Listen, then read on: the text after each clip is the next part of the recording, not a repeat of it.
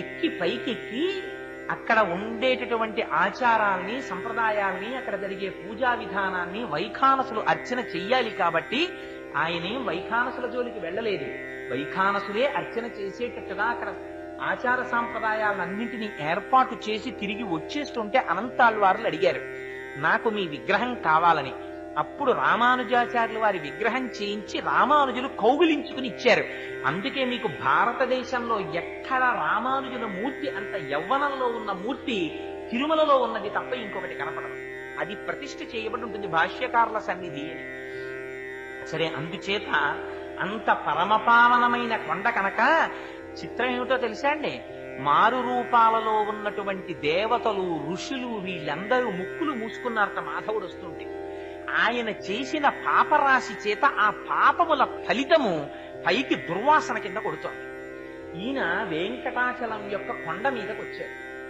రాగానే వెంకటాచలం మీద ఇలా పాదం పెట్టాడంతే. అందుకే దానికి ఇంకొక పేరు లేదు. తెలియక వెంకటేశ్వరుడు వెంకటేశ్వరుడు వెంకటాచలము అని దీర్ఘం తీసేస్తుంటారు. అసలు అందులో ఉన్న ఫలితం అంతా దీర్ఘంలోనే ఉంది. వేం కటతే వేం పాపం కటతే యస్మాత్ పాపదహన శక్తిత. వేం అంటే పాపం, కటతే అంటే తీసేది. ఏ కొండ మీద మీరు వెళ్లి కాలు పెట్టినంత మాత్రం చేత మీరు ఏ తపస్సు చేయకపోయినా అప్పటి వరకు మీ శరీరమునకు పట్టిన సమస్త పాప రాశి ధ్వంసము చేయబడుతుందో అటువంటి శక్తి కలిగిన కొండకి వెంకటాచలం అని పేరు. ఆ వెంకటాచలమిత్యేవా నామదేవ సదాజగుహు అన్నారు. అందుకని ఆ పర్వతానికి మేము ఇంకొక పేరు పెట్టలేదు, దాన్ని వెంకటాచలము అనే పిలిచాం. అంత శక్తిని ఇచ్చినవాడు ఆ పైన కూర్చున్నాడు కనుక ఆయన పేరు వెంకటేశ్వరుడు. వేం పాపమును కటతి తీయగలిగినటువంటి ఈశ్వరుడు సర్వజగన్నియామకుడు లోపలున్నాడు. అంత శక్తి ఉన్నవాడు లోపలున్నాడని మీరు గుర్తుపట్టడానికే ఆలయం బయట శంఖనిధి పద్మనిధి ఉంటారు. అంటే ఈ బ్రహ్మాండములో ఎంత ఐశ్వర్యం ఉందని మీరు ఊహించగలరో అంతటి ఐశ్వర్యము తన స్వాధీనమునందున్నవాడు. అందుకని రాజద్వారానికి అటు ఇటు శంఖనిధి పద్మనిధి ఒకేలా ఉండేటటువంటి మూర్తులుంటాయి. సరే, అదిగో అటువంటి వెంకటాచలం కొండ మీదికి వెళ్ళగానే ఆయనకున్నటువంటి పాపరాశి ధ్వంసమైపోయి మళ్లీ యథాస్థితిని పొందాడు. పొందగానే చిత్రం ఏమిటంటే బ్రహ్మాది దేవతలు ప్రత్యక్షమయ్యారు. ప్రత్యక్షమై నువ్వింత తెగింపుతో ఈనాడు భయానికి వశుడువు కాకుండా వెంకటాచలం కొండ మీదకి వచ్చావు. అందుకే వెంకటాచలం కొండ ఎక్కడమే జీవితానికి అదృష్టం. తలనీలాలు ఇంకో చోట ఇవ్వకూడదా? తెలిసి ఇవ్వండి, తెలియక ఇవ్వండి. ఆంధ్రదేశంలో 199 కుటుంబాలలో తలనీలాలు పుట్టు వెంట్రుకలు అని పుట్టగానే ఉన్న వెంట్రుకల్ని తీసుకెళ్లి వెంకటాచలంలో వదిలేస్తారు. మీరు చూడండి, పిల్లలు ఏడుస్తుంటారు. ఆ పిల్లాన్ని బలవంతంగా ఒళ్ళో కూర్చోపెట్టేసుకుంటే చక్కగా చిన్న ఆనపకాయని గీసేసినట్టు గీసేస్తారు. వాళ్ళు గీసేస్తే ఆ బోడిగుండుతో పిల్లలకో చిన్న తిలకం పెట్టి వాళ్ళకో గౌనేసో చిన్న ప్యాంటేసో తీసుకొస్తారు. ఎంత ముచ్చటగా ఉంటారో పిల్లలందరూ. ఇది ఎక్కడిదో తెలుసా అండి? అజ్ఞానం. అమ్మ కడుపులో తాను పడుకుని ఉన్నప్పుడు తలకిందులుగా పడుకుంటాడు. ఇది కపిల గీతలో చెప్పారు భాగవతంలో. తల కిందకుంటుంది, కాళ్ళు పైకుంటాయి. తలకిందులుగా అమ్మ కడుపులో పడుకుంటే అమ్మ తిన్న ఆహారంలోని బలమే నాభిగొట్టం ద్వారా తలలోకి రావాలి. అమ్మ ఒకనాడు జిహ్వచాపల్యంతో తాను తినకూడనటువంటి పదార్థాల్ని తింటుంది. తింటే ఆ వేడి వాతం తలలోకి ప్రసరిస్తాయి. గాఢాంధకారం, చర్మము, రక్తము, మాంసము, కొవ్వు, అస్థి, శుక్ల, మేధ అనబడేటటువంటి 7 ధాతువులు లోపల ఏర్పడతాయి. 2 కాళ్ళు, 2 చేతులు, 4, 5 శిరస్సు, 7 కంఠము, 6 కంఠము, 7 హృదయము, 8 ఉదరం అనేటటువంటి 8 భాగాలు ఏర్పడతాయి. వీటితో పాటుగా 2 కళ్ళు, 2 ముక్కులు, 2 చెవులు, 6 నోరు, 7 మలద్వారం, 8 మూత్రద్వారము, 9 రంధ్రములు వస్తాయి. ప్రాణ, అపాన, వ్యాన, ఉదాన, సమాన, నాగ, కూర్మ, కృకర, ధనంజయ, దేవదత్తములనేటటువంటి 10 వాయువులు లోపల ప్రవేశిస్తాయి. ఇన్ని లోపలికి ప్రవేశించిన తరువాత తను కాళ్ళు కదపడానికి ఉండదు, చేతులు కదపడానికి ఉండదు. అందుకే గర్భస్థ నరకం అంటారు. ఆనాడు ఒకరితో చెప్పుకోవడానికి ఉండదు. ఆ చీకట్లో పడి కొట్టుకుంటూ ఉంటాడు. రైలెక్కి కాస్త పొడుగ్గా ఉన్నవాడు కాళ్ళు దాపుకోవడానికి అవకాశం లేకపోతేనే తిమ్మిరెక్కిపోతుంది. అలాంటిది అమ్మ కడుపులో తిరగబడి అలా పడుకునుంటే ఆనాడు వీడు సర్వేశ్వరుణ్ణి ప్రార్థన చేస్తాడు. తండ్రి, ఇలా నువ్వు నాకు ఎన్ని జన్మలిచ్చావో, ఎన్ని ఉపాధులిచ్చావో, బయటికి వెళ్ళాను, మళ్ళీ సంసారం పట్టుకుంది. మళ్లీ సంసారంలో తిరిగాను. పునరపి జననం పునరపి మరణం పునరపి జననీ జఠరే శయనం దిహ సంసారే బహుదుస్తారే కృపయాపారే పాహిమురారే. మళ్లీ విడిచిపెట్టేశాను, మళ్లీ సంసారంలో ప్రవేశించేశాను. ఇంకొక్కసారి నన్ను బయటికి తోశావా, ఈసారి నీ పాదాలు పట్టుకుంటానంటే. అనగానే స్వామి ప్రసూతి వాయువై బయటికి తోస్తారు. అందుకే ప్రసవం అనే పేరు దానికి. ప్రసూతి వాయువై ఎంత జాగ్రత్తగా తోస్తాడో తెలుసా అండి మహానుభావుడు. తల బయటికి రావాలి, కాళ్ళు చివర బయటికి రావాలి. ఆ బయటికి వచ్చేటప్పుడు అమ్మకి దుఃఖం కలగ, అమ్మ మరణించకూడదు. అమ్మ మరణిస్తే శిశువు నిలబడడానికి ఆస్కారం ఉండదు. మరణ సదృశమైన వేదన కల్పించి అమ్మ కడుపులోంచి తాను పైకొస్తాడు. వస్తే పైకి రాగానే శఠమనే వాయువు పట్టేస్తుంది. పట్టేయగానే మరిచిపోతుంది. పూర్వజన్మ జ్ఞానమంతా విస్మృతి పొందుతుంది. అందుకే మళ్లీ విడితే శఠారి పెట్టండి, శఠారి పెట్టండి అంటారు. ఆ శఠమునకు అరి శఠారి. స్వామి పాదుకలు తల మీద పెట్టండి అంటారు. తను ఇక్కడికి ఎందుకు వచ్చాడో మళ్లీ జ్ఞాపకం వస్తుంది ఆ పాదుకలు పెట్టించుకుంటే. అందుకే గర్భాలయం లోపలికే తప్ప బయటికి ఎగ్జిట్ గేటు గర్భాలయం వెనక గోడలోంచి పెట్టరు. ఇలా విడితే పృష్ఠభాగం చూపించకుండా ఎలా వెళ్ళావో అలాగే వెనక్కి అడుగులు వేసుకుని బయటికి రా అంటారు. అంటే ఒకసారి వెళ్ళింది ఆయనలో చేరిపోవడానికే తప్ప ఆయన్ని దాటి వెళ్ళిపోవడానికి నీకు ఇంకేం లేదు. ఆయనలో కలవడమే జన్మ యొక్క సార్థకత. కానీ అది మరిచిపోయి. ఈ రహస్యం అమ్మ ఎక్కడ చెప్తుందో తెలుసా అండి? లతా మంగేష్కర్ అవనివ్వండి, ఎన్ఎస్ సుబ్బులక్ష్మి గారు అవనివ్వండి, లేకపోతే ఎంత పెద్ద విదుషీమణి అవనివ్వండి, ఎంత గాయని కానివ్వండి, అమ్మ పాడే జోలపాట అంటే ఒక్కటే జోలపాట. ఏమిటా జోలపాట? ఉయ్యాల్లో పడుకోబెడుతుంది, ఉయ్యాల ఊపుతుంది. పిల్లాడిని తొట్లో పెట్టామనో అదొక పెద్ద సంబరం. తొట్లో పెట్టి ఊపుతారు. ఊపితే ఆ ఉయ్యాల అటు ఇటు ఊగుతుంది. ఊగితే అమ్మ అంటుంది, వీడు ఏడుపు మానేస్తాడు ఉయ్యాల్లో పట్టుకోవాలని. అలా ఏడుపాపిన పిల్లాడిని చూసి అడురా హాయి, ఓరి నీ అసాధ్యం కోలా, ఇది నీకు అలవాటు పడిపోయిందిరా. ఇక్కడ పుడతావు, అక్కడ చస్తావు. ఏం ప్రయాణం చేశావు? గానుగెద్దెక్కినవాడు కాశీ వెళ్ళలేనట్టు ఉయ్యాల ఎక్కి ఊగినవాడు పొద్దున్నుంచి సాయంకాలం వరకు ప్రయాణంలోనే ఉన్నాడు, ఊగుతూనే ఉన్నాడు. ఎక్కడికి వెళ్ళాడు? ఎక్కడికి వెళ్ళలేదు, అక్కడే ఉన్నాడు. ఉయ్యాల అయిపోతుంది.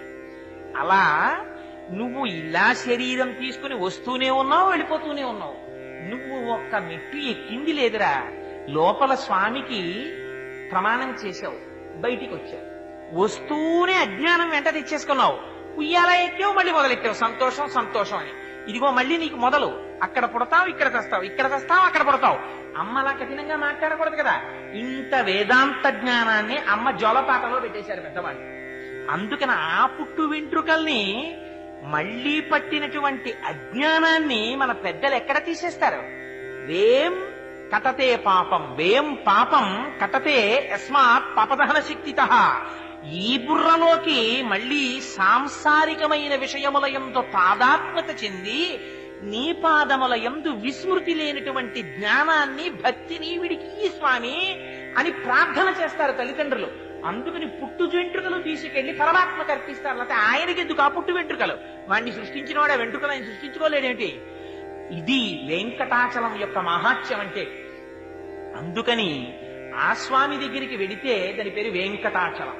అందుకని మాధవుడు ఒక్కసారి వెంకటాచల పర్వతం మీదకి వెళ్ళగానే ఆయన పాపం పోయింది. బ్రహ్మాది దేవతలు వచ్చి వరమిచ్చారు. నువ్వు ఒక్కసారి ఈ కొండ మీదకి వెళ్ళావా, అక్కడ తింత్రిణీ వృక్షం కింద పుట్ట ఉంది, చింత చెట్టు కింద. పుట్టలో శ్రీనివాసుడు ఉన్నాడు.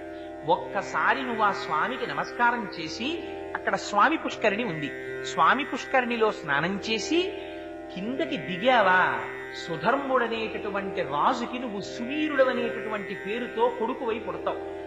ఆకాశరాజువై పుడితే నీ కడుపున పుట్టబోయేటటువంటి కుమార్తెని రాబోవు కాలంలో వెంకటాచలపతి పరిణయం చేసుకుంటారు. పరమాత్మకి పిల్లనిచ్చినటువంటి మామగారి వైభవాన్ని పొందుతావు.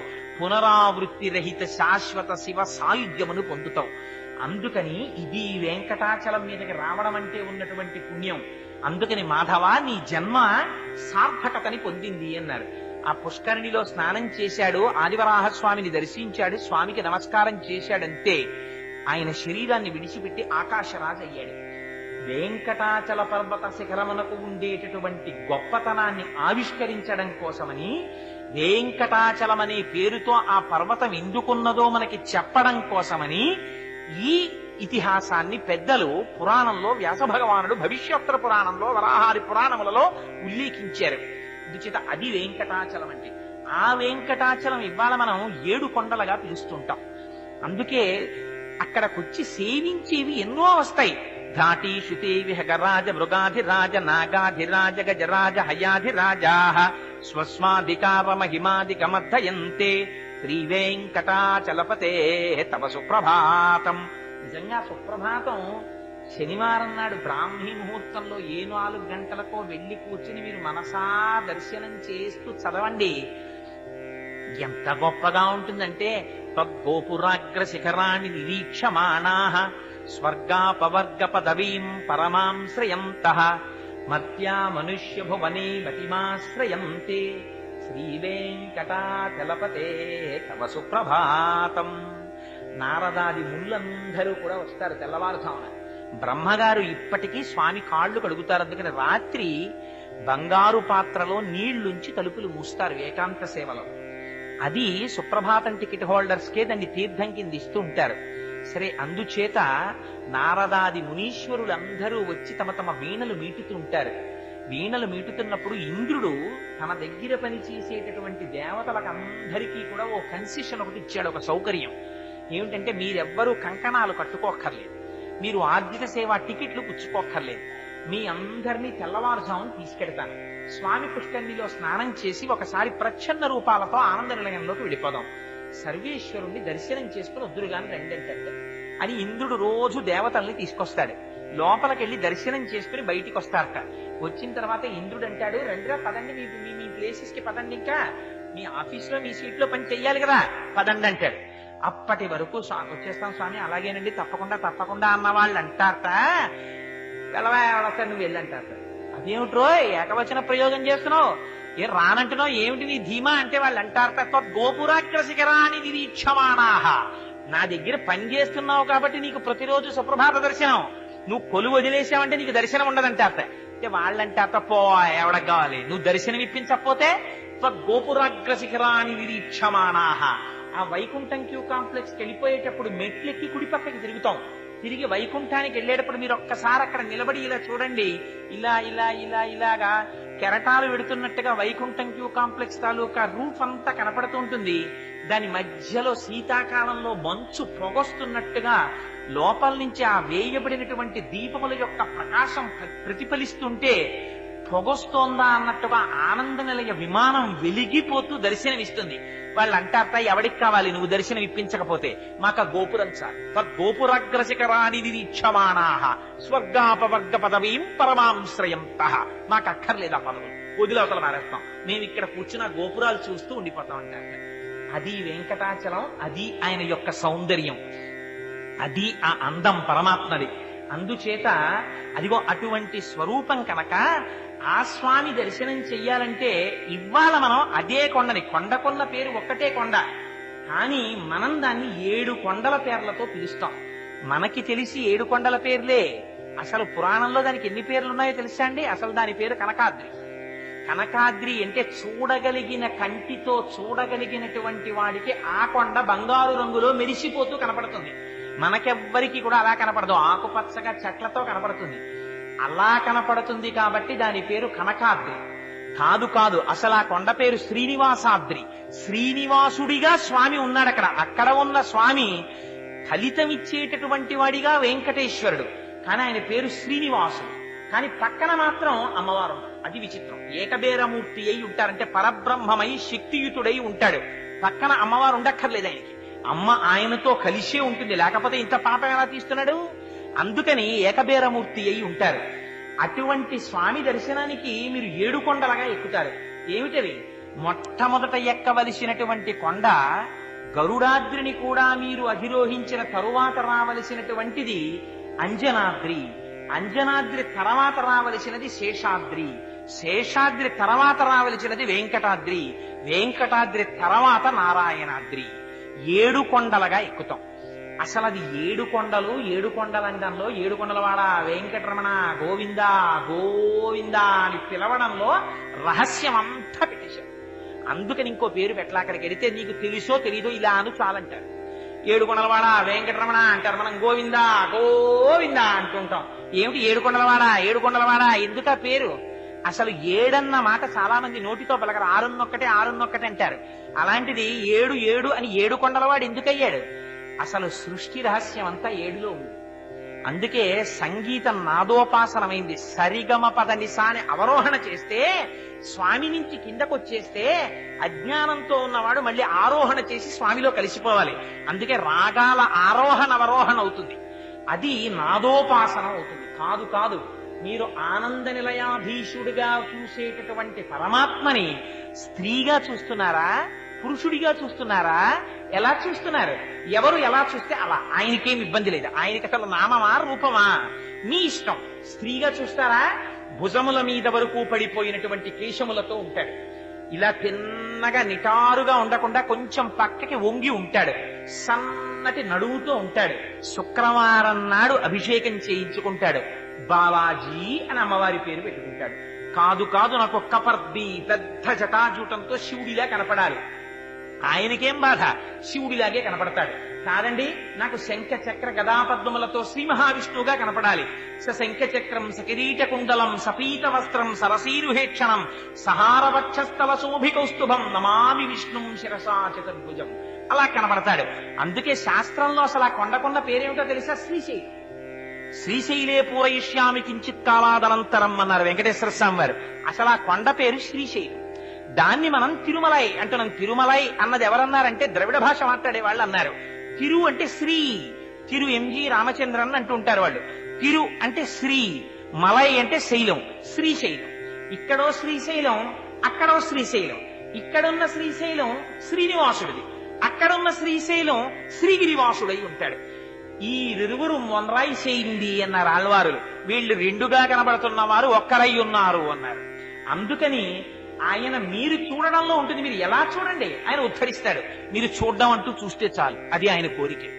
అసలంటూ చూస్తే మీరు ఎలా ముచ్చటపడి చూస్తే అలా కనబడతాడు. ఆయనకేం బాధ? ఇది వెంకటేశ్వర స్వామి వారిలో ఉన్నటువంటి గొప్పతనం. అంతటి దయాళువైనటువంటి పరమాత్మ 7 కొండలగా మనం పైకెక్కడం ఎందుకు అంటే అందులో రహస్యం చెప్పారు. మూలాధారము, స్వాధిష్టానము, మణిపూరము, అనాహతము, విశుద్ధి, ఆజ్ఞ, సహస్రారము అని 7 చక్రములు దాటాలి. దాటి సహస్రారంలో పరమశివ పర్యంక నిలయం కింద ఆనంద దర్శనం అవ్వాలి. అలా ఆనంద దర్శనాన్ని పొంది తనలో తాను రమించిపోలేకపోతున్నాడు. వీడి మనస్సు పరమాత్మ యందు నిలబెట్టలేకపోతున్నాడు కలి యొక్క ప్రేరణ చేత అని పరమాత్మ సులభ సాధ్యుడై ఇవాళ 7 కొండల మీద తాను నిలబడి, మనం కాళ్లతో తొక్కుతూ వెళ్ళినా, చెప్పులతో తొక్కుతూ వెళ్ళినా, రైల్లో వెళ్ళినా, బస్సులో వెళ్ళినా, కారులో వెళ్ళినా, ఆఖరికి ఇవాల్టి రోజున కొండ మీద మలమూత్ర విసర్జన చేసినా మహానుభావుడు ఒప్పుకుంటున్నాడు. పాపరాశి పెరిగిపోతున్న కొద్దీ తనంత దయాళు అయిపోతున్నాడు.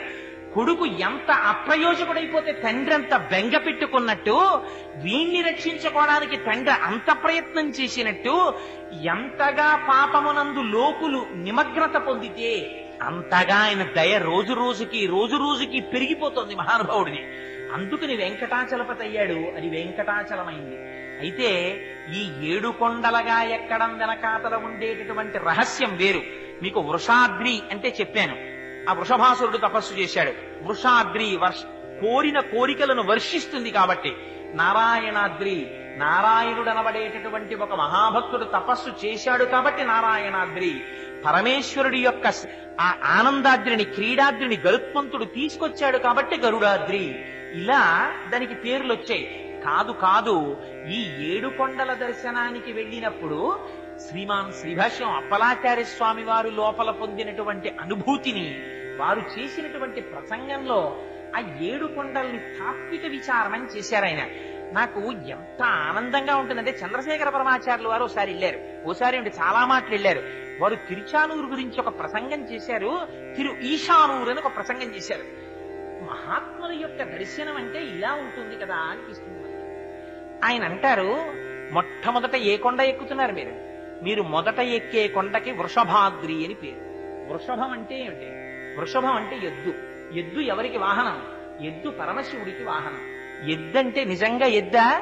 మంత్రంలో దానికి చత్వారి శృంగాః త్రయో అస్య పాదాః ద్వై శీర్షే సప్తహస్త సో అస్య త్రయీ భక్తః వృషభః రోరవీతి మహాదేవో మర్త్యాగం అవివేశ అని, అది చత్వారి శృంగాః 4 కొమ్ములు. అవే పరా పశ్యంతి మధ్యమ వైఖరి అనబడేటటువంటి 4 స్వరూపాలైనటువంటి శబ్దం. త్రయో అస్య పాదాః భూత భవిష్యత్ వర్తమాన కాలములలో ఉంటుంది. త్రయీబద్ధ 3 చోట్ల కట్టబడుతుంది. నాభి, కంఠము, ఉదరము. త్రయీబద్ధ వృషభ, అటువంటిది సప్తహస్త విభక్తులు, 7 విభక్తులు. ఈ శబ్దము ఏదైతే ఉందో ఆ శబ్దము వేదమును సూచిస్తుంది. మనకి మన సనాతన ధర్మంలో ప్రమాణం ఏదో తెలుసా అండి? కన్ను ప్రమాణం కాదు. నీ కన్ను చూసిన దాన్ని ఏది నిర్ణయించాలి? బుద్ధి నిర్ణయించాలి. బుద్ధి అన్ని వేళలా నిర్ణయాత్మకమైనటువంటి శక్తిని పొంది ఉండదు. కొండ మీద పొగ కనపడింది అనుకోండి మంచు అంటుంది, మంచు కనపడింది అనుకోండి పొగ అంటుంది. దొంగ కనపడింది అనుకోండి దొంగ అంటుంది, దొంగ కనపడ్డాడు అనుకోండి దొంగ అంటుంది. కాదు, ఒకనాడు తాడు కనపడింది అనుకోండి పాము అంటుంది, పాము కనపడింది అనుకోండి త్రాడు అంటుంది. అందుచేత మీరు ఈ కంటితో చూసి ఈ బుద్ధితో నిర్ణయిస్తున్నవన్నీ కూడా ప్రమాణములా కావు. భగవత్ సంబంధమైనటువంటి విషయములో మనకి ప్రమాణము వేదమొక్కటే. వేదము ఏది చెప్పిందో అదే ప్రమాణం. అదిగో అటువంటి ప్రమాణమైనటువంటి వేదమును అంగీకరిస్తే తప్ప నువ్వు పరమాత్మ సన్నిధానానికి వెళ్ళడానికి అనర్హుడవు. వేద ప్రమాణమును అంగీకరించానని చెప్పి నమస్కారం చెయ్యడమే వృషభాద్రిని ఎక్కడం. వృషభాద్రిని ఎక్కితే రెండోది ఏది ఎక్కాలి? వృషాద్రిని ఎక్కాలి. వృషాద్రి అంటే ఏమిటి? మీరు వేదం చదువుకుని వేదము యొక్క ప్రమాణాన్ని అంగీకరించేస్తే సరిపోతుందా? సరిపోదు. వేదం ఏం చెప్తుంది? ధర్మం చెప్తుంది. ఏ ధర్మం చెప్తుంది? ధర్మం మారుతుంది, సత్యము మారదు. ఎందుకని? ఏకాదశి నాడు ఉపవాసం చెయ్యడం ధర్మం, ద్వాదశి నాడు అన్నం తినడం ధర్మం. కొడుకుగా తండ్రి దగ్గరికి వెళ్ళినప్పుడు పుత్రధర్మం, అన్నదమ్ముల దగ్గరికి వెళ్ళిచ్చినప్పుడు సోదర ధర్మం. పక్కింటి వారి స్త్రీ కనపడినప్పుడు తను పుత్రధర్మంగా నిలబడాలి, ఆవిడలో మాతృమూర్తిని చూసి. తన భార్య దగ్గరికి వెళ్ళినప్పుడు భర్తృధర్మం పాటించాలి. గురువు దగ్గరికి వెడితే శిష్య ధర్మం పాటించాలి. తన ఉద్యోగానికి వెడితే సేవక ధర్మం పాటించాలి. ఎక్కడ తను ఏ ధర్మం పాటించాలో ఆ ధర్మం పాటించాలి. అంతే తప్ప ఒక ధర్మాన్ని ఒక ధర్మంతో కలగాపులగం చేయకూడదు. ఈ ధర్మాన్ని వైక్లభ్యం లేకుండా నువ్వు అనుష్ఠానం చేసిన నాడు ఆ ధర్మమే నిన్ను రక్షిస్తుంది. ధర్మో రక్షతి రక్షితః. నీ ధర్మాన్ని నువ్వు కాపాడుకుని అనుష్ఠానంలోకి తెచ్చుకోవాలి. ఇలా నీ ధర్మాన్ని నువ్వు అనుష్ఠానము చేస్తూ ఉండడమే వృషభాద్రి, తరువాత వృషాద్రిని ఎక్కుట. అందుకని వృషాద్రిని దాటి తరువాత దేంట్లోకి వెళ్ళాలి? గరుడాద్రిని ఎక్కాలి. గరుడుడంటే ఎవరు? దూరదృష్టి కలిగిన వాడు. గరుడు ఎంత ఆకాశంలో విహరిస్తూ ఉండనివ్వండి, ఎంత దూరంగా ఉన్నదాన్నైనా స్పష్టంగా చూస్తాడు. అందుకని ఆయన యొక్క అనుగ్రహం ఉందా? గరుత్మంతుణ్ణే వేదం కింద చెప్తారు. అందుకని గరుడుని యొక్క అనుగ్రహమును పొందుట అంటే దేన్ని పొందడం? వేదములో యువతల ఉన్న ధర్మాన్ని తాను నిరంతరము పాటిస్తూ వేదము యొక్క ఉత్తర భాగమైనటువంటి ఉపనిషత్తుల చేత ప్రతిపాదింపబడినటువంటి జ్ఞానం ఏదైతే ఉందో ఆ జ్ఞానాన్ని తాను పొందగలగడం, ఆ జ్ఞానాన్ని తను తెలుసుకోవడం, ఇది గరుడాద్రిని అధిరోహించుట. గరుడాద్రి దాటితే దేనికి వెళ్ళాలి? అంజనాద్రికి వెళ్ళాలి. అంజనము అంటే ఏమిటి? ఇంతకు ముందు మీకు కనపడని వస్తువు కనపడేటట్టు చేసేదానికి అంజనం అని పేరు. ఆయన కళ్ళకి అంజనం పెట్టుకున్నాడు ఏంటంటే చీకట్లో చూస్తున్నాడంటారు. అంజనం పెట్టుకుంటే ఏమవుతుంది? ఎవ్వరికీ కనపడని వస్తువు మీకు కనపడుతుంది. ఇప్పుడు ఏమైంది? వేదములో ఉండేటటువంటి పూర్వభాగమైనటువంటి ధర్మమును కర్మమును మీరు ఆచరిస్తే, ఉత్తర భాగమైనటువంటి జ్ఞానమును అనుభవానికి తెచ్చుకుంటే, ఆ జ్ఞానమునందు ప్రవేశిస్తే, దాని చేత మీరు అది అనుష్ఠాన పర్యంతములోకి రావాలి. కాబట్టి నిరంతరము రక్షింపబడడానికి ఒక మంత్రాన్ని ఉపదేశం పొంది గాయత్రి వంటి మంత్రముల చేత నిరంతరము లోపల ఉండేటటువంటి ఆత్మదర్శన ప్రయత్నశీలుడైనటువంటి వ్యక్తి ఎవరుంటాడో అటువంటి వ్యక్తి గరుడాద్రిని అధిరోహించినవాడు. ఇలాంటి గరుడాద్రిని అధిరోహిస్తే తర్వాత కొండ ఏది ఎక్కుతాడు? శేషాద్రిని ఎక్కుతాడు. శేషుడెవరు? నిరంతరం స్వామి దగ్గర ఉంటాడు, శేషమై ఉంటాడు. ఆయనకి ఏం కోరిక ఉండదు, ఆయనకి ఎప్పుడు భగవంతుణ్ణి వహించడమే. శేషుడు ఏం చేస్తాడు? పడుకుంటే స్వామివారికి పరుపు అయిపోతాడు, స్వామివారు కూర్చుంటే కుర్చీ అయిపోతాడు. ఎప్పుడు స్వామివారికి మారి మారి మారి మారి సేవ చేస్తాడు. ఆయన తల పెట్టుకుంటే తలగడ అయిపోతాడు. ఆయన అవతారం తీసుకుని వస్తే ఒకసారి త్రేతాయుగంలో లక్ష్మణుడు అయ్యొచ్చాడు బెంగెట్టుకున్నట్ట. అయ్యో నేను లక్ష్మణుడిని అయ్యొచ్చాను, పెద్దవాడిగా పాపం కష్టాలన్నీ పరమాత్మ పడ్డారు, ఈ మాట కష్టాలన్నీ నేను పడతాను, అందుకని నేను పెద్దవాడిగా పుడతానని బలమముగుల కలగ బలభద్రుడని లోక రమణుడగుట చేసి రాముడనియు సతికి పుట్టె గర్భ సంకర్షణంబున సంకర్షణండనటి ఘనుడు సుతుడు. ఒకసారి బలరాముడిగా వచ్చాడు ఆయన. అందుకని ఎప్పుడూ పరమాత్మని విడిచిపెట్టకుండా ఆయన వెంట తిరిగి సేవ చేస్తుంటాడు. ఇదే పానీయంబులు త్రాగుచున్ కొడుచుచున్ భాషించుచున్ హాసలీలా నిద్రాదులు చేయుచున్ తిరుగుచున్ లక్షించుచున్ సంతత శ్రీనారాయణ పాదపద్మ యుగళీ చింతామృతాస్వాద సందానుండై మరచన్ సురారిసుతుడే తద్విశ్వముంధువర. ఏది చేస్తున్నా ఆ భగవంతుడి సేవగా చేస్తూ పొంగిపోతూ చేసిన వాడికి ఫలమునందు అపేక్ష ఉండదు. ఒకసారి సంకల్పం చేస్తాడు, సర్వేశ్వరుడికి నమస్కారం చేసుకుంటాడు, బయలుదేరుతాడు. ఫలితం వచ్చిందా సంతోషిస్తాడు, ఫలితం రాలేదా ఫలితం రాలేదని అనడు. మీరు అది జ్ఞాపకం పెట్టుకోవాలి. తండ్రి సుశిక్షితుడైన కుమారుడు అనుకోండి, చాలా ధర్మం తెలిసిన కొడుకుని ఈ పని నువ్వు చెయ్యకు అన్నాడు అనుకోండి. కుమారుడు అడగడు తండ్రిని, నాన్నగారు ఈ పని నన్ను ఎందుకు చెయ్యొద్దన్నారండి అనడు. ఏమో మా నాన్నగారు నన్ను ఈ పని చెయ్యొద్దు అన్నారు అంటే ఆ పని నేను చెయ్యడం చేత నాకేదో ప్రమాదం పొంచి ఉందన్నమాట, అందుకే నన్ను నాన్నగారు ఆ పని చెయ్యొద్దు అన్నుంటారు అని వెళ్ళిపోతాడు. పింకివాడైన కొడుకు ఏం చేస్తాడు? నాకు నాన్నగారు అది చేయనివ్వలేదు అంటాడు. అందుకని కర్మము యొక్క ఫలితాన్ని సంగము లేకుండా త్యాగము చేసినటువంటి భక్తుడు ఏది రానివ్వండి, ఫలితము తను అనుకున్నది రానివ్వండి, రాకపోనివ్వండి, మనస్సునందు కుంది భగవంతుడి పాదములు విడిచిపెట్టడు. ఇక్కడే మీకు తేడా వచ్చేస్తుంది. కామ్యముతో భగవంతుని ఆరాధన చేసిన వాడు తన కోరిక తీరలేదా భగవంతుడికి దూరం అయిపోతాడు. ఎందుకంటే నా కోరిక తీరలేదు, ఏం నేను భగవంతుడి దగ్గరికి వెళ్ళేది? అధిక్షేపిస్తాడు. భగవంతుని యందు మనస్సు నిమగ్నమై ఉందనుకోండి, ఒకవేళ నిజంగా వాడి కోరిక తీరకపోయినా కోరిక తీరకపోవడంలో భగవంతుడిని చూసుకుని ఆనందిస్తాడు. తుకారాం గారికి గయ్యాలి భార్య వచ్చింది. పరమాత్మ ఎంత అదృష్టవంతున్నయ్యా, గయ్యాలి భార్యని ఇచ్చావు, అందుకని నాకు సంసారం మీద మోహం లేకుండా పోయిందన్నాడు. తప్ప నాకు ఇంత గయ్యాలి భార్యని ఇచ్చావు, జీవితంలో సుఖశాంతులు లేకుండా చేసేసావు తండ్రి అని అనలేదు. తులసీదాసు గారికి భార్య లోయి ఒక్క మాటతో జ్ఞానాన్ని ఇచ్చింది. అంత గొప్ప భార్యనిచ్చావు తండ్రి, దానివల్ల నేను రామచంద్రమూర్తికి భక్తుడయ్యానన్నారు. నిన్ను సేవింపక నాపదల్పొడమని నిత్యోత్సవం బబ్బని జనమాతృండనని సంసార మోహంబు పైకొనని జ్ఞానము కల్గని గ్రహగతుల్ కుందింపని మేలు వచ్చిన రాణి అవి నాకు భూషణములే. శ్రీకాళహస్తీశ్వర, ఎంత పెద్ద ఉద్యోగంలో ఉండనివ్వండి కొడుకు, కష్టపడి 3 నెలలకో 4 నెలలకో ఒక్కసారి సెకండ్ సాటర్డే సండే వచ్చేటప్పటికి నాన్నగారి దగ్గరికి వచ్చేసి, నేను ఎక్కడికి వెళ్ళనమ్మా, నాకు నాన్నగారి పాదాల దగ్గర కూర్చుని నాన్నగారితో కలిసి భోజనం చేసి నాన్నగారితో కలిసి సంధ్యావందనం చేసుకుని నాన్నగారి పూజకి మళ్ళీ నేను చిన్నప్పుడు చేసినట్టు ఒక్కసారి పూజా మందిరం అంతా తుడిచేసి మన్నీళ్లు పట్టుకొచ్చి నాన్నగారికి పెట్టి నాన్నగారి దగ్గర కూర్చుని నాన్నగారికి గంధం తీసి పూజ చేసుకోవడానికి ఇచ్చి నాన్నగారు భోజనం చేసేసి పడుకుంటే నాన్నగారు చెప్పే మంచి మాటలు వింటూ ఆయన కాళ్ళు పడుతూ నాన్నగారు మళ్ళీ నిద్రలేచి సాయంకాలం భజన చేసుకుంటున్నప్పుడు నాన్నగారి పక్కన కూర్చుని భజన చేసి నాన్నగారు రాత్రి నిద్రపోవడానికి పడుకున్నప్పుడు ఏ పరమ పవిత్రమైనటువంటి పాదాలు నన్నింత ఉద్ధరించాయో ఆ పాదాలు నాన్నగారివి 1 గంట సేపు ఒత్తి ఆయన నిద్రపోయిన తర్వాత నిద్రపోయి మళ్ళీ నాన్నగారు నిద్ర లేవక ముందు నేను నిద్రలేచి స్నానం చేసేసి మడి కట్టుకుని నీళ్లు తెస్తుంటే నిద్రలేచిన నాన్నగారు నన్ను చూసి, ఒరే నువ్వు వచ్చావురా, ఇవాళ చూసావా మన్నీళ్లు తెచ్చేసావని పొంగిపోతున్న నాన్నగారి ముఖం చూసుకోవడానికి వచ్చానమ్మా అన్న కొడుకుని చూసి తండ్రి ఎంత పొంగిపోతాడు.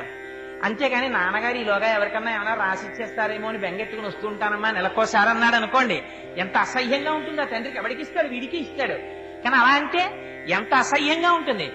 వెంకటాచలానికి వెళ్లి వెంకటేశ్వర స్వామి వారి యొక్క దర్శనం చెయ్యకుండా ఉండలేక జుట్టు కొంచెం పెద్దదైపోతే స్వామి నిన్ను చూసి ఇన్నాళ్ళు అయిపోయిందా అని తల దువ్వుకుంటున్నప్పుడల్లా బెంగొచ్చి 2 రోజులు సెలవులు వచ్చాయని వచ్చేసానండి, ఇదేం పెద్ద టౌన్ వేసుకోక్కర్లేదు, వెళ్ళి స్వామి దర్శనం చేసుకుని పొంగిపోయి అమ్మయ్యా స్వామి మళ్ళీ నీ దగ్గరికి వచ్చేసానయ్యా అని పొంగిపోయి తిరిగి వచ్చేసారనుకోండి, మీరు చూసుకోవాలా ఆయన చూసుకుంటాడా?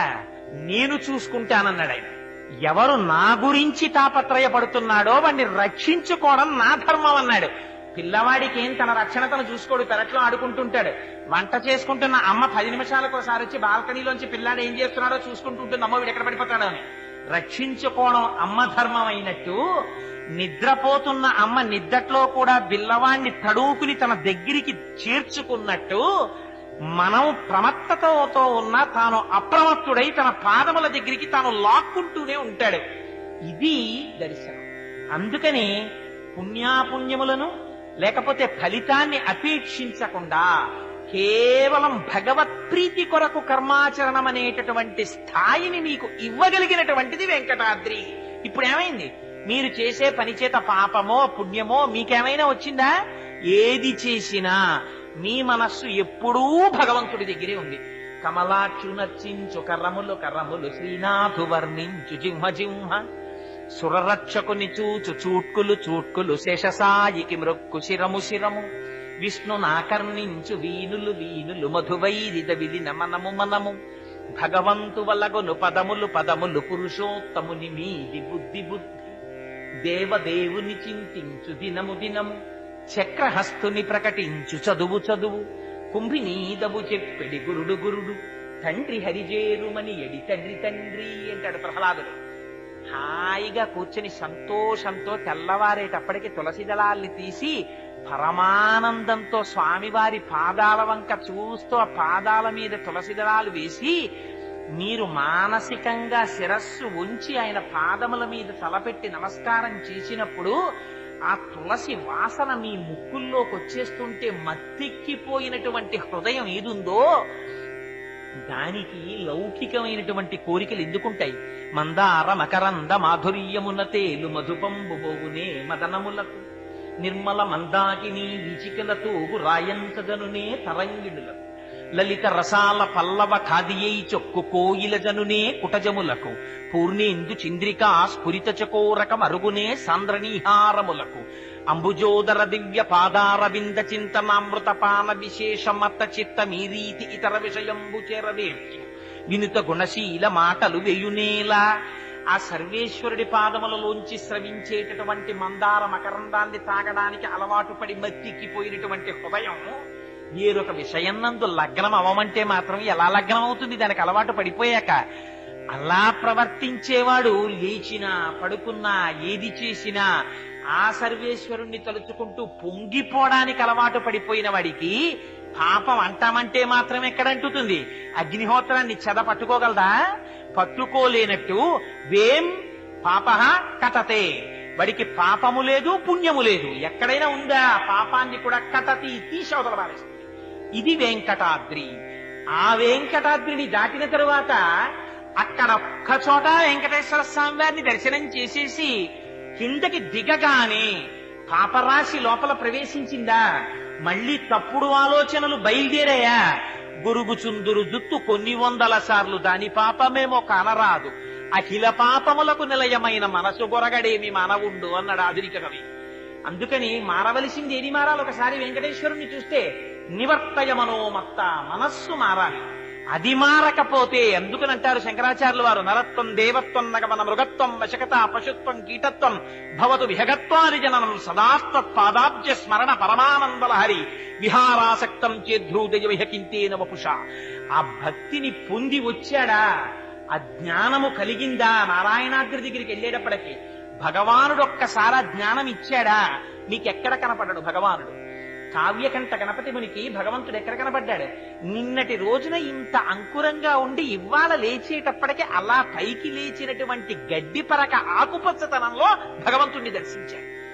హాసి గడ్డి పరక, నిన్ననింత మొలకవా, ఇవాళ పొద్దున్నకి ఇంత గడ్డి పరకవా, సూర్యకిరణాలు పడేటప్పటికి లేత ఆకుపచ్చ రంగులో మెరుప, నీ మీద మంచు బిందువా, ప్రాతర్వేళల మంచు జింకుకు మీ జొంపంబైన లేబచ్చికల్ శ్వేతశ్రీ తిలకించుటెంత రహించన్ సర్వభూతంబులం శీతశ్రాంతి వడంకతాన చలయై చెల్వొందు భూదేవికిన్ సీతత్తు ప్రభుడిచ్చు వజ్రముల రాశింబోలె నల్వంకలన్నంటారు. చూడగలిగిన కన్నున్న వాడికి అంతటా పరమాత్మయే. ఆయన అంటాడు, తెల్లవారి లేస్తే కవి చలికాలానికిట అందరూ గడగడగడగడ వణికిపోతున్నారట. వణికిపోతుంటే భూదేవి కూడా వణికిపోయింది అనుకోండి చలికి. అమ్మో చలేస్తోందని భూమి కూడా గడగడగడగడ వణికింది అనుకోండి, భూకంపం వస్తుంది. కంపనమే కదా చలంటే. మనం కంపించినట్టు కుక్క కంపించినట్టు కుక్క కూడా దారిగుట్టలో పడుకుంటుంది, పక్షులు గూట్లో పడుకుంటాయి. భూమి కూడా చలికి కంపించింది అనుకోండి, మన బ్రతుకులేమవుతాయి?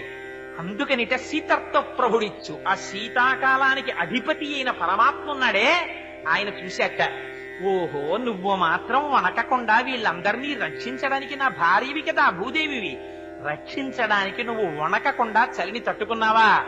చూడు, నువ్వింత గొప్పగా తల్లివై బిడ్డల్ని కాపాడినందుకు నీకు ఏం వరమిస్తున్నానో తెలుసా?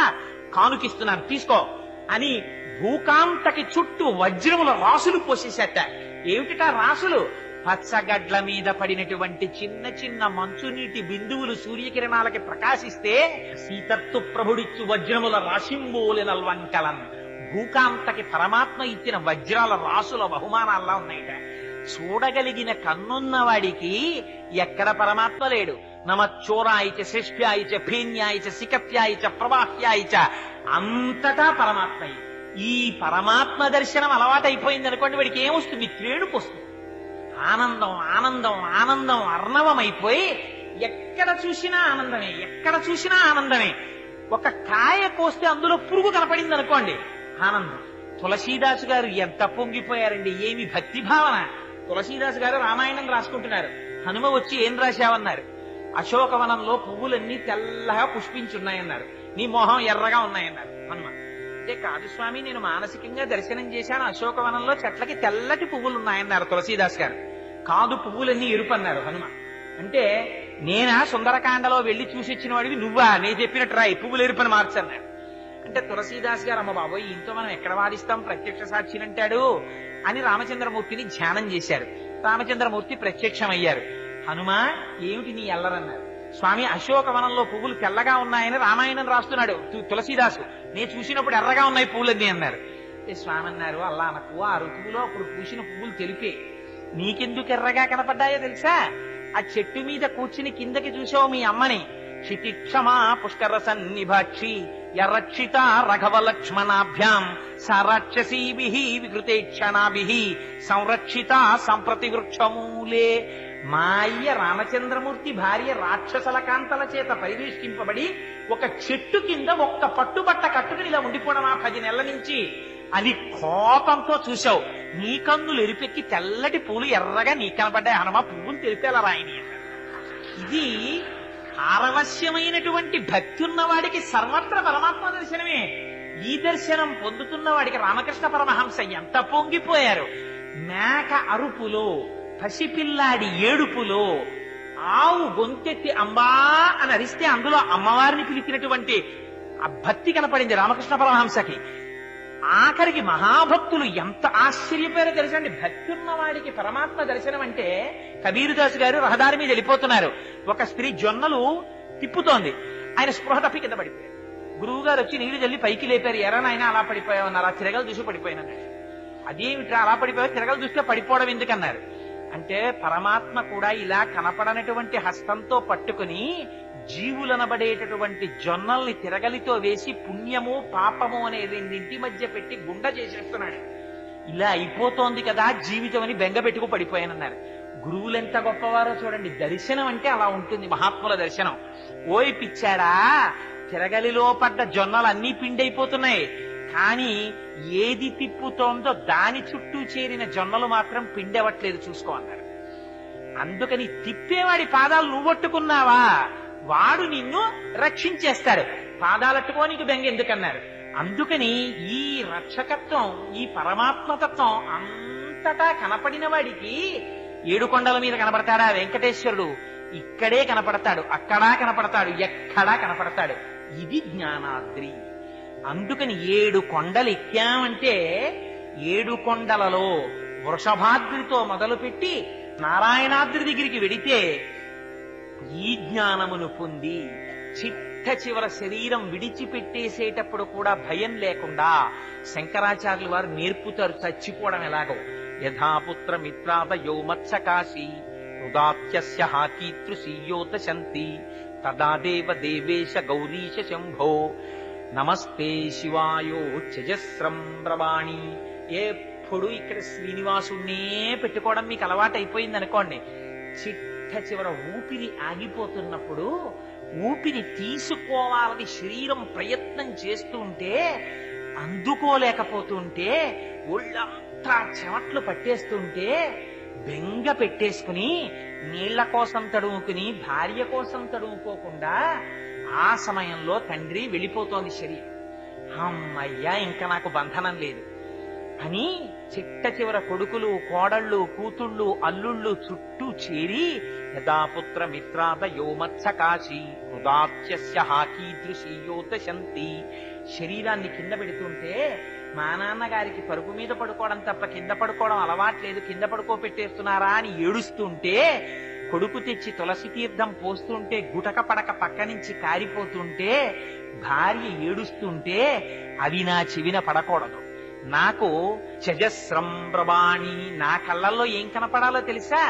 నేను ఆనంద నిలయాధీశుడై ఆ పీఠం మీద కూర్చుని నవ్వులు విరజిమ్ముతూ కటిహస్తాన్ని వరదహస్తాన్ని పట్టి నా పాదాలు నమ్ముకో నీకు సంసారం ఇక్కడ వరకే అని అభయమిచ్చినటువంటి స్వామి కన్నులలో మెరిసిపోతుండగా, స్వామి ఇంక నీ దర్శనానికి 7 కొండలకి రావక్కర్లేదు, నీలో నేను ఒకడనైపోతున్నాను.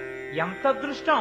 ఇంక మనిద్దరికి ఎడబాటు లేదు, నువ్వే నేను నేనే నువ్వు అంటూ అమ్మయ్యా అని చెమట ఒళ్ళంతా పట్టొచ్చిన వాడు బనీ నిప్పి అబ్బా అని విసిరి పారేసినట్టు అమ్మయ్య ఈ బంధనం వదిలేసిందని శరీరాన్ని వదిలిపెట్టి పరమాత్మలో కలిసిపోయేటంతటి ఆనందంతో శరీరాన్ని వదులుతూ ఉన్నన్నాళ్ళు సర్వత్ర పరమాత్మని దర్శింపగలిగిన వాడెవడున్నాడో సంచిత ఆగామి ప్రారబ్ధములు దూదికొండలో నిప్పురవ్వ పడితే కాలిపోయినట్టు వెంకటాద్రి మీద ఎక్కడం వల్ల పాపరాశి కాలిపోవడంతో నారాయణాద్రి చేత జ్ఞానం ఆవిర్భవించి నిలబడినవాడు వెంకటాచల మహాత్యమును పొందినవాడు. అందుకని ఆ వెంకటాచలానికి అంతటి మహాత్యం ఉన్నది. రేపటి రోజున ఆ కొండ మీద ఉండేటటువంటి విశేషాలు, అక్కడ ఉండేటటువంటి తీర్థాల విశేషాలు, ఎందుకు ఏ ఏ తీర్థంలో ఏ స్నానం చేస్తారు, ఈ విషయాల్ని మీకు వివరణ చేస్తాను. అయితే వెంకటేశ్వరుడి అనుగ్రహం ఎలా వస్తుందో తెలుసా అండి? ప్రసాద రూపంలో వస్తుంది. అందుకే మీరు వెంకటాచలం వెడితే తప్పకుండా ఏది తీసుకుంటారు? ప్రసాదం తీసుకుంటారు. ఇంటికి తెచ్చి కూడా ప్రసాదం అందరికీ పెడతారు. ఇక్కడ వెంకటాచల వైభవం జరుగుతోందని పరమేశ్వరుడికి నివేదన చేయబడినటువంటి పరమ పవిత్రమైన ప్రసాదాన్ని బయట ఏర్పాటు చేశారు. ఇది సర్వేశ్వరుడు పులకించి మాకిచ్చిన అనుగ్రహం, ఇక్కడే మేము వెంకటాచలం ఎక్కేసినట్టు అని మనస్సులో స్మరించి ఆయన పాదాలకి నమస్కారం చేసుకుని తీసుకుని వెళ్లవలసినదిగా ప్రార్థన చేస్తూ మంగళాశాసన పరై మదాచార్య పురోగమై సర్వైశ్చ పూర్వైరాచార్యై సత్కృతాయాస్తు మంగళం. మంగళం కోసలేంద్రాయ మహనీయ గుణాత్మనే చక్రవర్తి తనూజాయ సర్వభౌమాయ మంగళం. ఉమాకాంతాయ కాంతాయ కామితార్థప్రదాయినే శ్రీగిరీశాయ దేవాయ మలినాథాయ మంగళం. కరచరణ కృతం వా కర్మ వాక్కాయజం వా శ్రవణనైనజం వా మానసం వాపరాధం విహితమ విహితం వా సర్వమేత్తక్షమస్వ. శివ శివ కరుణాబ్ధే శ్రీ మహాదేవ శంభో. సర్వం శ్రీ ఉమామహేశ్వర బ్రహ్మార్పణమస్తు. స్వస్తి.